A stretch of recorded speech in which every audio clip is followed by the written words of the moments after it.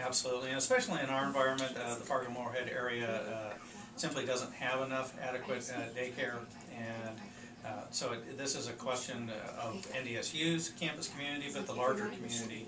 And again, just very impressive, the immediacy and the passion, particularly from people that weren't going to be directly impacted.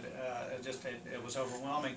And the other aspect of being in Bismarck was the support I got from legislators who appreciated the situation, the impact that closing the Children's Center would have, and the offers of support and flexibility from them were very helpful in trying to find a solution. And I can't thank our legislators who, at the busiest time of the season for them, took time to stop me in the hall and have a lot of conversations. It's a question that I don't think has anything to do with the other. And most people would say, Joel, why do you even ask it then? But it's going to be on people's minds. Sure. So I'm going to ask you this. Yesterday there was news about a long-term contract for Craig Bohl, head football coach. People saying, well, you know, we've got a 7-year contract here for a football coach, and yet we're closing down a daycare facility.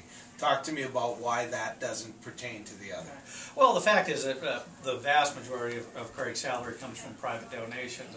I only wish we had donors stepping forward to help support the child care center and the teachers there. But the reality is it's really an irrelevant conversation outside of it. It was awkward timing as far as the release of that. Well, let's talk about that, because really, you know, what does it take to make sure that next year, at this time, we're not having this same talk about the child care facility? What does it take for President Bresciani to be able to say to the campus community and the people that need this facility that, hey, we've got a long-range plan here and something that's going to solve it? Yeah.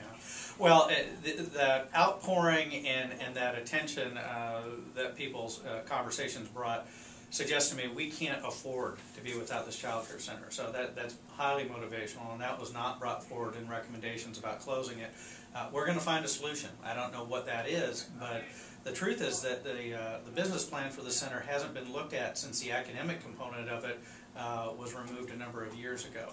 And that's a problem in itself, that we were using the funding and the funding model and sources that were in place when the program was completely different from what it is today. And it's just common sense from a business perspective that should have been looked at the time.